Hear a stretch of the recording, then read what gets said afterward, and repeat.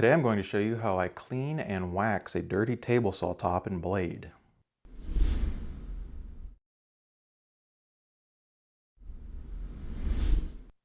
So as I'm sure you could see in the last couple of videos, if you haven't, go watch those, that the top of my table saw is in need of some maintenance. I'm in a small shop again, and this table saw has to double as my work surface. I do glue ups on it. I put down paper when I do, but occasionally I'll still get a little bit of a glue spot on it.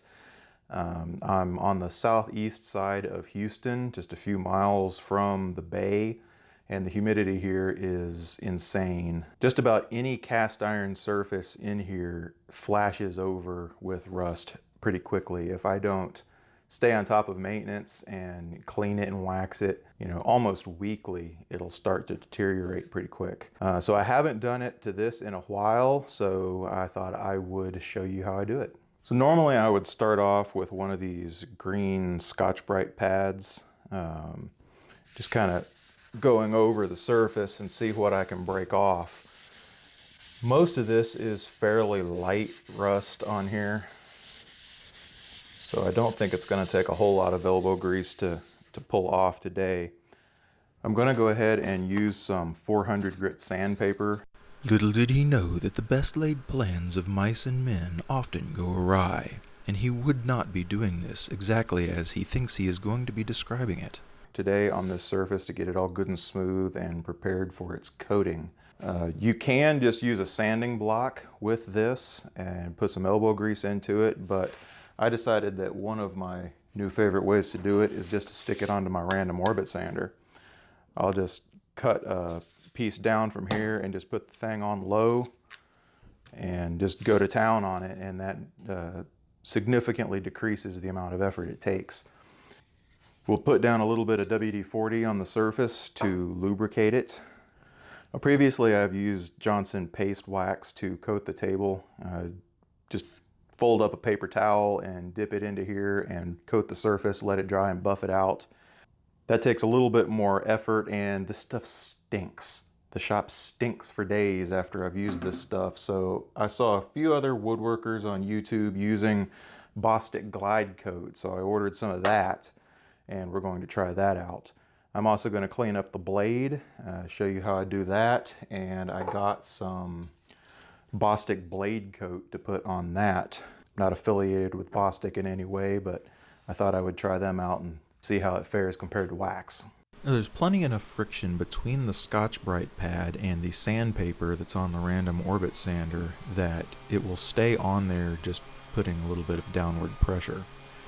This was not the case with the 400 grit paper. Now, I've done this in the past and it worked fine, but when I hit the WD-40, it created more friction between the table and the 400 grit than there was between the 400 grit and the sandpaper that was on the random orbit sander, and it just wouldn't stay on. So what I ended up doing was just abandoning the 400 grit and using some used 220 grit that was on the sander and sanded it with that. So it ended up being a whole lot less coarse than a 220 grit paper, but it worked out just fine.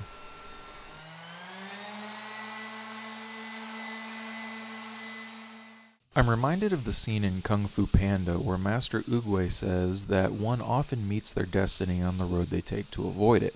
And here I am, putting in the elbow grease I was trying to avoid in the first place by using the random orbit sander. I decided to go ahead and use some 400 grit paper on a sanding block to smooth out any potential scratches left by the slightly coarser paper I used. There were some little sticky bits left over from the WD-40 and sanding, so I used some mineral spirits to clean them all off. I've seen some other people in some other videos use slightly more aggressive cleaners, but mineral spirits is all I had and it worked just fine. Just look at that shiny reflection.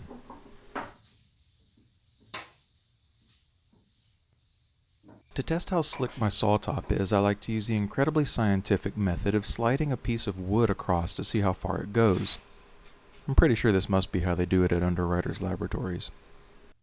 The directions say to apply a thin, even coat and let it sit for a few seconds and then buff it out. It said a thin coat. Thinner, oh boy.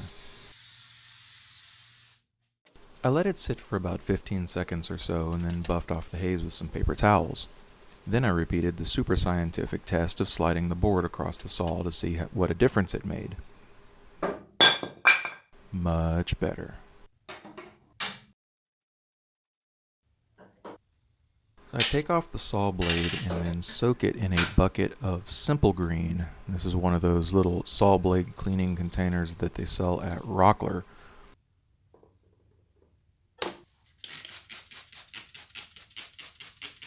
I take a wire brush and scrub all of the teeth gently to remove all of the gunk and pitch that's built up on them.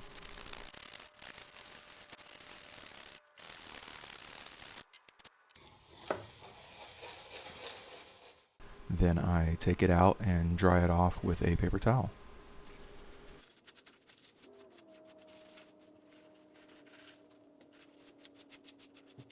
The blade coat has similar instructions to the glide coat in as much as you just spray on a thin layer. The difference is you don't have to buff it back off of the blade when you're done. You just spray and forget.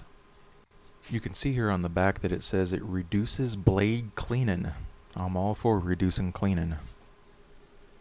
I let it dry for 20 or 30 seconds or so and then flip the blade over and applied a coat to the other side. And after that, I reassembled it into the saw.